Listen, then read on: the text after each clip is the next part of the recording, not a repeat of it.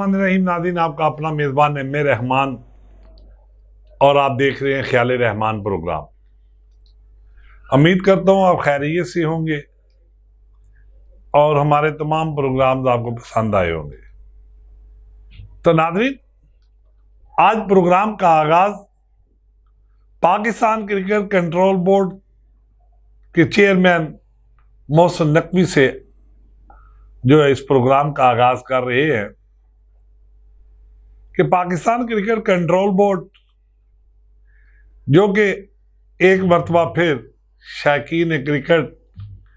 को मायूस कर गया। बहुत से ऐसे बयानात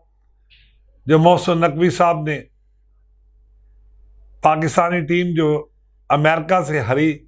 उसके बाद इंडिया से, तो उसके बाद उन्होंने एक बहुत ज़बरदस्त बयान दिया कि पाकिस्तानी टीम की सर्जरी की ज़रूरत है। तो बहुत सी तब्दीलियां भी की गई, बहुत से मामलात भी हुए, सिलेक्शन कमेटी में भी रद्दोबदल किया गया, मगर इसमें एक बात बदस्तूर जो पाकिस्तानी टीम की मुसलसल नाकामी और फिर बांग्लादेश से एक के बाद दूसरे मैचेस में, और ये वो नाकाबिले फरामोश शिकस्त जिसे आज भी जो वो शाकीन क्रिकेट दिलों में रखे हुए हैं कि पाकिस्तानी टीम का मॉरल आने वाले दिनों में क्या होगा। तो इस हवाले से आज ना सिर्फ शाकीन क्रिकेट बल्कि पूरी पाकिस्तानी कौम आज ये मुतालबा करती हुई नजर आ रही है कि मोहसिन नकवी साहब को इस नाकाबिले फरामोश शिकस्त की वजह से इस्तीफा देना चाहिए, क्योंकि उनके पास ऑलरेडी पहले ही 2 ओहदे हैं। तो दोनों ओहदों को पे काम करना और फिर ये पाकिस्तान क्रिकेट कंट्रोल बोर्ड का जो चेयरमैन बनता है, ये फुल टाइम जो वो जॉब है। ये नहीं है कि इसके साथ अगर 2 महकमे या 3 महकमे और ले लिए जाए तो काम चल सकता है, ऐसा नहीं है। तो राना सनाउल्लाह साहब की भी कुछ इस किस्म की स्टेटमेंट थी। तो इसके साथ जो मामलात आए हैं क्रिकेट की तब्दीली के, तो वकार यूनुस साहब को भी जिम्मेदारियां सौंपी गई, मगर वो भी मायूस कौन अपना जिम्मेदारियां हुई। उसके साथ साथ वो उम्मीदें वाबस्ता नहीं हो सकी जिसका ख्वाब पाकिस्तानी टीम और पाकिस्तानी शाकीन क्रिकेटर ने देखा था। तो एक मरतबा फिर बांग्लादेश से जो शिकस्त हुई, उससे पाकिस्तानी टीम जो है वो बुरी तरह हारी और पाकिस्तानी अवाम एक मरतबा फिर जो है वो मायूस हुई। तो जाहिर है अवाम जो है वो एक पाकिस्तान का सरमाया होती है, और उन्होंने जो मुतालबा किया है यकीनन शाकीन क्रिकेट के लिए एक बड़ी ही मायूसी थी। तो उन्होंने ये कहा कि मोहसिन नकवी साहब को जो है वो चेयरमैन पीसीबी से जो है वो इस्तीफ़ा देना चाहिए। तो ये हुकूमत पाकिस्तान का मामला है, और मियाँ शहबाज शरीफ साहब चीफ इंस्पेक्टर है पाकिस्तान क्रिकेट कंट्रोल बोर्ड के। तो आने वाले दिनों में ये अपना जो फैसला है वो शहबाज शरीफ वज़ीर आज़म पाकिस्तान ने करना है कि आया कौन सी तब्दीलियाँ की जाएँ। आया चेयरमैन पीसीबी को हटाए जाने के बाद पाकिस्तानी टीम का मॉरल बुलंद होगा? अगर Mohsin Naqvi chairman Pakistan cricket board नहीं रहते,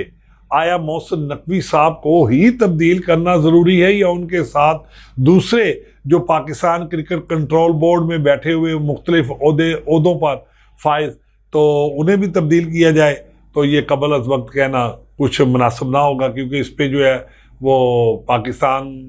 के वज़ीर आज़म मियाँ शहबाज शरीफ साहब, वफाकी काबीना और सेनेट ने ये फैसला करना है। दूसरी नाज़रीन, एक बड़ी खबर जो आजकल बड़ी ही अखबारात में और टीवी पे चीखती चिंगारती खबर शाया होती है मौलाना फजलुर रहमान के हवाले से। तो नाज़रीन, मौलाना फजलुर रहमान साहब जो पाकिस्तान तहरीक इंसाफ के साथ जिनकी वाबस्तगी रही,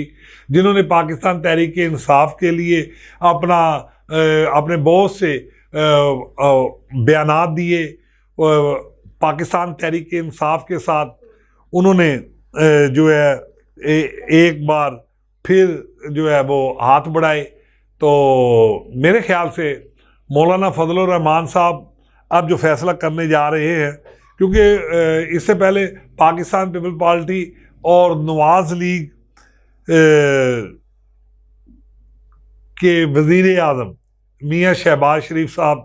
اور محسن نقوی صاحب نے حال ہی میں مولانا فضل الرحمان صاحب سے ملاقات کی ہے۔ اس سے پہلے زرداری صاحب اور محسن نقوی صاحب بھی مولانا فضل الرحمان سے ایک نشست کر چکے ہیں۔ آیا اس کے پیچھے کیا جو ہے وہ معاملات ہیں؟ تو سیاسی دیگیں جو ہے وہ ایک مرتبہ پھر تیار ہونا شروع ہو گئی ہیں کہ پارٹیوں کو کیسے مضبوط بنایا جائے۔ اس وقت پاکستان مسلم لیگ نواز کا سب سے پہلے ویژن یہ ہے کہ پاکستان مسلم لیگ نواز کو نہ صرف پنجاب میں بلکہ جنوبی پنجاب میں بھی کیسے جو ہے وہ اپنا کامیاب کروایا جائے، پاکستان میں مسلم لیگ نواز کا نام ہو۔ تو اس حوالے سے پاکستان پیپل پارٹی اور نواز لیگ نے ایک مرتبہ پھر مولانا فضل الرحمان کی طرف ہاتھ بڑھائے ہیں۔ تو یقیناً مولانا صاحب انتخابات کے بعد پاکستان تحریک انصاف کے حق میں تھے اور بہت سے ان کی سٹیٹمنٹیں جو ہے بانی پی ٹی آئی کے حق میں آئی۔ تو دوسری طرف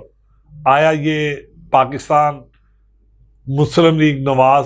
اور پاکستان پیپل پارٹی کا یہ طے شدہ منصوبہ تو نہیں کہ پاکستان تحریک انصاف جلسہ کرنے جا رہی ہے، اس کے جلسے کو روکنا، تو ان کے جلسے کو ناکام بنانے کی یہ ایک کڑی تو نہیں ہے جو مولانا فضل الرحمان کی طرف انہوں نے ایک مرتبہ پھر ہاتھ بڑھایا۔ تو مگر کیا مولانا فضل الرحمان ان کے آنے پر آمادہ ہو جائیں گے؟